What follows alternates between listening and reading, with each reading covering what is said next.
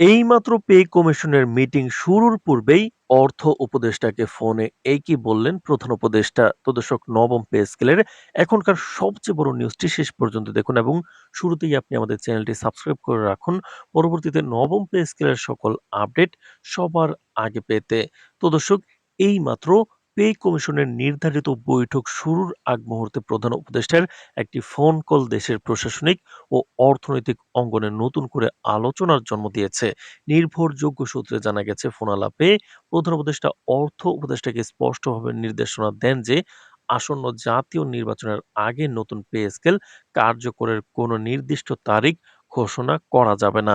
তিনি বলেন, বর্তমান দেশের অর্থনৈতিক পরিস্থিতি সন্তোষজনক নয়, রাজস্ব আদায়ে চাপ রয়েছে এবং আসন্ন বাজেটকে ঘিরে সরকারের উপর বাড়তি আর্থিক বোঝা তৈরি হয়েছে। এই বাস্তবতায় নির্বাচন পূর্ব সময় পে স্কেল কার্যকরের সময়সূচি নির্ধারণ করলে তা রাষ্ট্রীয় অর্থনীতির জন্য ঝুঁকিপূর্ণ হতে পারে।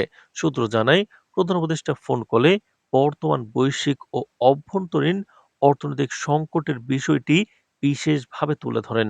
মূল্যস্ফীতি নিয়ন্ত্রণ, বৈদেশিক মুদ্রার রিজার্ভ স্থিতিশীল রাখা, উন্নয়ন ব্যয় ও সামাজিক নিরাপত্তা কর্মসূচির ভারসাম্য বজায় রাখাই এখন সরকারের প্রধান চ্যালেঞ্জ বলে তিনি উল্লেখ করেন। এই অবস্থায় হঠাৎ করে নতুন পে স্কেল কার্যকর করলে বাজেট ঘাটতি আরো বাড়তে পারে এবং সামগ্রিক অর্থনীতি নেতিবাচক প্রভাব পড়তে পারে, এমন আশঙ্কার কথাও তিনি অর্থ উপদেষ্টাকে জানান। ফোন কলে প্রধান উপদেষ্টা আরো বলেন, পে কমিশনের বৈঠকের সিদ্ধান্তে এমন ভাষা ও দিক নির্দেশনা থাকা প্রয়োজন যাতে স্পষ্টভাবে উল্লেখ থাকে যে নতুন পে স্কেল বাস্তবায়নের দায়িত্ব নির্বাচিত সরকারের উপর ন্যস্ত থাকবে। তো দর্শক, ভিডিওটির এই মুহূর্ত পর্যন্ত যারা দেখছেন চ্যানেলটি সাবস্ক্রাইব করে ভিডিওটি কন্টিনিউ করুন পরবর্তীতে নবম পে স্কেলের সকল আপডেট সবার আগে পেতে। তো দর্শক, অর্থাৎ কমিশনের সুপারিশ চূড়ান্ত করা হলেও কার্যকরের চূড়ান্ত সিদ্ধান্ত ও সময়সূচি নির্ধারণ করা হবে পরবর্তী নির্বাচিত সরকার করবে। এতে একদিকে যেমন বর্তমান সরকারের উপর অতিরিক্ত বাজেট চাপ পড়বে না, অন্যদিকে কর্মচারীদের কাছেও একটি রাজনৈতিক ও প্রশাসনিক প্রতিশ্রুতি রয়ে যাবে বলে তিনি মত দেন। অর্থ উপদেষ্টা প্রধান উপদেষ্টাকে আশ্বস্ত করে জানান, পে কমিশনের আজকের বৈঠকে এ বিষয়টি গুরুত্বের সঙ্গে বিবেচনা করা হবে। বৈঠকে কমিশনের সুপারিশের কাঠামো, বেতন গ্রেড পুনর্বিন্যাস, ভাতা সংক্রান্ত প্রস্তাব এবং বাস্তবায়নের সম্ভাব্য রূপরেখা নিয়ে আলোচনা হবে ঠিকই, তবে নির্বাচনের আগে কার্যকর তারিখ নির্ধারণের বিষয়ে সতর্ক অবস্থান নেওয়া হবে। তিনি আরো জানান, কমিশনের সিদ্ধান্তে দেশের সামগ্রিক অর্থনৈতিক সক্ষমতা ও বাজেট বাস্তবতা প্রতিফলিত হবে। এই ফোনালাপের খবর দ্রুতই সচিবালয় ও বিভিন্ন সরকারি দপ্তরে ছড়িয়ে পড়লে কর্মকর্তা কর্মচারীদের মধ্যে মিশ্র প্রতিক্রিয়া দেখা যায়।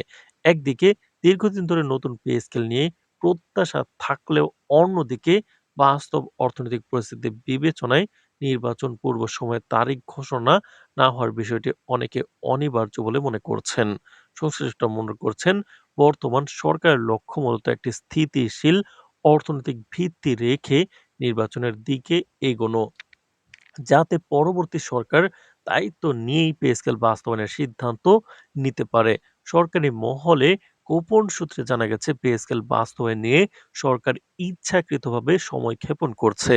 বিশ্লেষকরা বলছেন, যদি সরকারের প্রকৃত উদ্দেশ্য হতো কর্মচারীদের জন্য নতুন বেতন কাঠামো দ্রুত কার্যকর করা, তবে এটি অনেক আগেই বাস্তবায়িত হতে পারত। তো দর্শক, ভিডিওটির এই মুহূর্ত পর্যন্ত যারা দেখছেন চ্যানেলটি সাবস্ক্রাইব করে রাখুন পরবর্তীতে নবম পে স্কেলের যে কোনো গুরুত্বপূর্ণ আপডেট সবার আগে পেতে। তো দর্শক, এছাড়াও কিন্তু সরকারি চাকরিজীবীরা পে স্কেল নিয়ে কিন্তু অনেক আগে থেকে মাঠে রয়েছেন এবং তারা সরকারের কাছে বারবার পে স্কেল দাবির সিদ্ধান্ত জানিয়েছেন।